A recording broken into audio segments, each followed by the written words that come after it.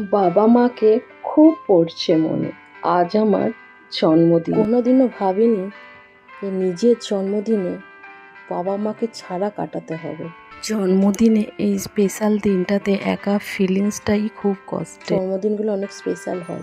সেদিন প্রতিটি মানুষই ডিজার্ভ করে যেন তার জন্মদিনে তাকে স্পেশাল ফিল করানো হোক, কিছু গিফট দিয়ে, কিছু স্পেশাল করে, কিছু মেসেজ লিখে তার জন্মদিনে তাকে যেন স্পেশাল ফিল করানো হোক। সেরকমই আমার দিদিও মায়েরই মতো।